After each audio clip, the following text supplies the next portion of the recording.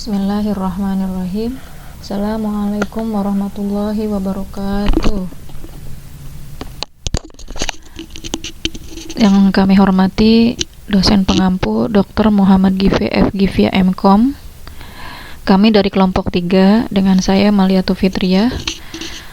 Saya akan mempresentasikan tentang Jeremy Bruner dan proses pendidikan pada mata kuliah desain pembelajaran. About Jeremy Seymour Bruner. Jeremy Seymour Bruner pada tahun 1915 sampai dengan 2016 adalah salah satu psikolog paling terkenal dan berpengaruh di abad ke-20. Dia adalah salah satu tokoh kunci dalam apa yang disebut revolusi kognitif. Tetapi bidang pendidikanlah yang pengaruhnya telah sangat terasa. Buku-bukunya, proses pendidikan dan menuju teori pengajaran telah banyak dibaca dan diakui sebagai klasik. Dan karyanya pada program studi sosial A Course of Study pada pertengahan 1960-an adalah tengara dalam pengembangan kurikulum. Baru-baru ini, Bruner menjadi kritis terhadap revolusi kognitif dan telah melihat ke pembangunan psikologi budaya yang memperhitungkan konteks historis dan sosial peserta. Dalam bukunya tahun 1996, The Culture of Education, argumen ini dikembangkan sehubungan dengan sekolah dan pendidikan lebih umum.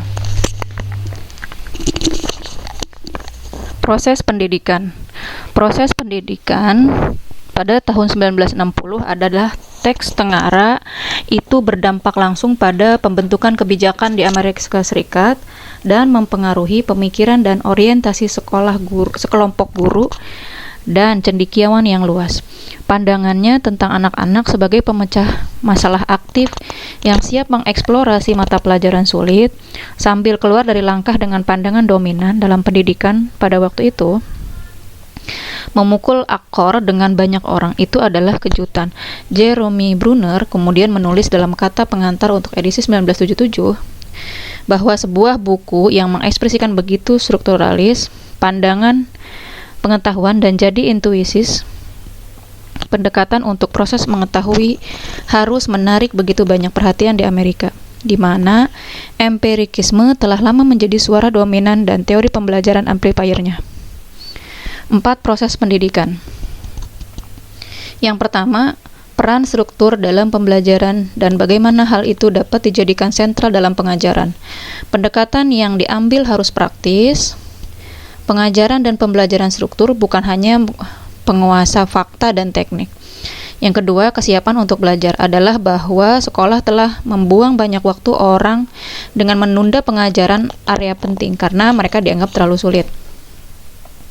Kita mulai dengan hipotesis bahwa setiap subjek dapat diajarkan secara efektif dalam beberapa bentuk intelektual, jujur kepada setiap anak pada setiap tahap perkembangan. Kemudian, pemikiran intuitif dan analitis. Intuisi atau teknik intelektual dari formulasi yang tiba dan masuk akal, tetapi tentatif tanpa melalui langkah-langkah analitis, di mana formulasi tersebut akan ditemukan sebagai kesimpulan yang valid atau tidak valid. Yang terakhir ada motif untuk belajar.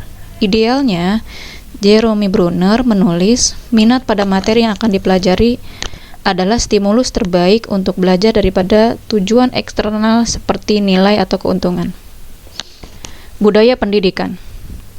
Refleksi Jeremy Bruner tentang pendidikan dalam budaya pendidikan tahun 1996 menunjukkan dampak perubahan pemikirannya sejak 1960-an. Dia sekarang menempatkan karyanya dalam apresiasi budaya yang menyeluruh.